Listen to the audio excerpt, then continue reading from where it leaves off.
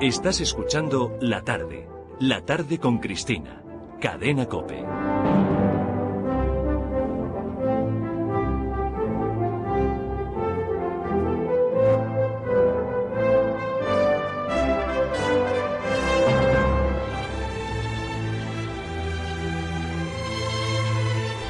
Que nos vamos a la historia. Ya está aquí José Javier Esparza. Muy buenas tardes. Muy buenas tardes, Cristina. Bienvenida a esta tu casa. Gracias. Oye, que tenemos que saber algo de la memoria histórica, ¿no? Pues la memoria histórica de verdad. De verdad. La de largo plazo, ¿verdad? Efectivamente. Y además la historia se ha puesto de moda estos días gracias a una película española, en fin, de dudosa crítica. Ya veremos a ver qué dicen nuestros críticos el viernes, pero a mí me parece que es un poco mediocre. La Conjura del Escorial ha devuelto a la actualidad uno de los episodios más oscuros de nuestro pasado, la traición del secretario real Antonio Pérez y de la princesa de Éboli a Felipe II, el mayor escándalo del siglo. El mayor escándalo del siglo, un episodio fundamental de la historia de España. La película, por desgracia, abunda en mucho tópico antihistórico y en caricatura, pero justamente eso es lo que hace interesante que nos preguntemos, ¿qué pasó exactamente?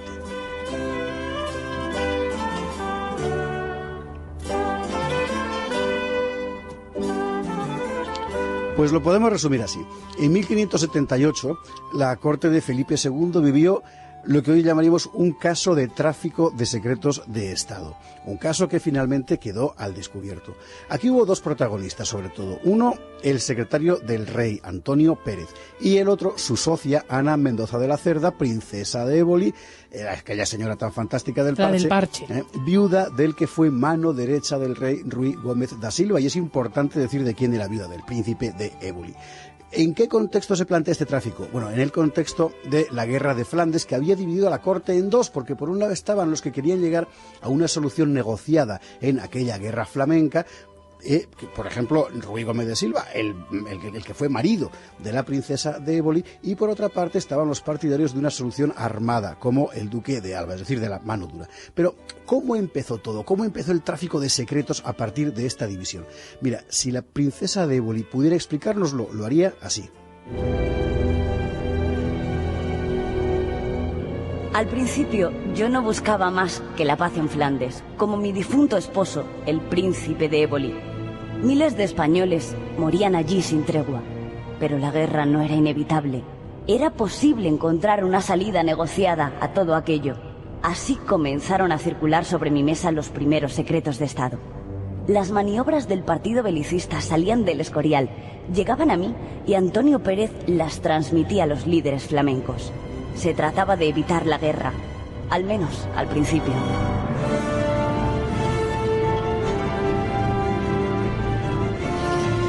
Pues así parece que comenzó todo, como una prolongación de la querella entre pactistas y belicistas. Es ingenuo presentar a la de Éboli como a una pacifista, pero es verdad que su facción buscaba una solución negociada. ¿Y qué pasó después? La propia princesa nos sigue contando. Después, aquellos secretos se convirtieron en una mina de oro. Primero, secretos sobre Flandes. Enseguida, secretos sobre cualquier capítulo de la política del rey. Antonio Pérez los administraba con gran eficacia. Ganamos dinero, mucho dinero. Yo nunca supe bien a quién llegaban los secretos. Yo los recogía, Antonio los transmitía y ambos nos repartíamos las ganancias. Ese fue mi delito, que el rey don Felipe me hizo pagar con creces. Acepto que la historia me haya señalado con el deshonor, pero no aceptaré nunca que me presuman amores ilícitos, ni con el rey, ni con Pérez, ni que me carguen asesinatos que no cometí.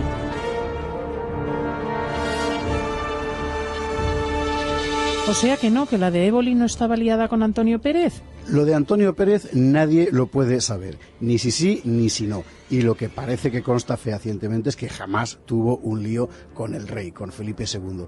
Y sobre todo, tampoco es posible demostrar que la princesa tuviera vinculación con lo que fue el episodio más siniestro de todo este asunto, que fue un asesinato nada menos. El asesinato de Juan Escobedo, el secretario de Juan de Austria. Recordemos, el hermanastro del rey de España, el jefe de las fuerzas españolas en Flandes. ¿Qué diría Antonio Pérez? Él podría explicárnoslo así. Es tan fácil llegar a lo más bajo cuando se da el primer paso. Yo decidí, sí, el asesinato de Escobedo. Yo manipulé la correspondencia de don Juan de Austria para que el rey pensara que su hermanastro le traicionaba. Yo convencí a Felipe II de que era preciso aislar a don Juan por traidor, matar a Escobedo, su secuaz, y sepultar el asunto. Lo hice porque había que evitar que el rey descubriera el pastel. Escobedo no era mejor que yo. También él quería su parte en el gran negocio de los secretos de Estado. Como la princesa y yo se la rehusamos, Escobedo se plantó ante el rey. Había que quitarle de en medio. Al principio pensamos en una solución suave: veneno. Pero Escobedo resultó un hueso duro de roer. Por eso hubo que recurrir a aquella cuadrilla de asesinos que acabó con él a golpe de espada. El secreto quedaba bien guardado por el momento.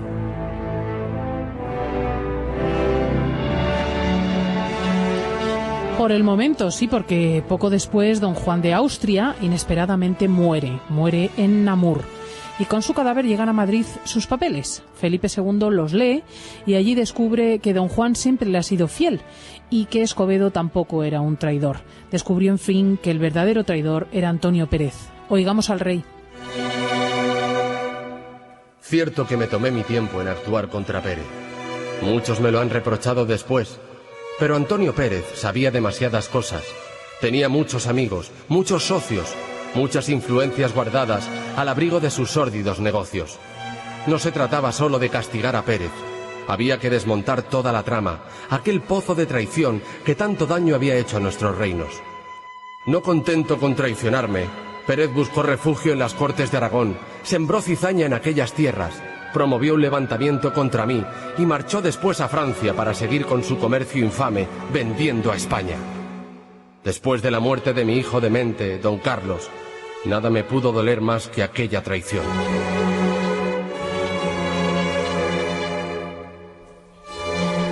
Y así murieron en desgracia los distintos elementos de aquella trama. La princesa de Éboli, que nunca había sido amante de Felipe II, ni puede demostrarse que lo fuera de Antonio Pérez, murió encerrada en su palacio de Pastrana en 1592.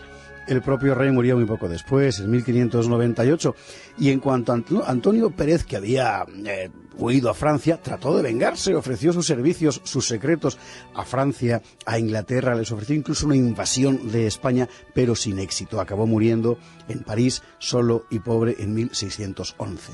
Y esta fue la verdadera historia de la conjura del Escorial, bastante diferente de la que plantea la película en cuestión, me temo. Pues sí, aquello fue un escándalo gravísimo que lesionó la seguridad de España, donde los malos eran Pérez y la de Éboli, no el rey, ¿verdad? Y bueno, la fidelidad a la historia merece que contemos las cosas como son, y así fueron. Así que si van al cine, ustedes por su cuenta, pero a nosotros no nos las pidan. Gracias, José Javier, bienvenido. A ti, Cristina. En la cadena COPE, La tarde con Cristina.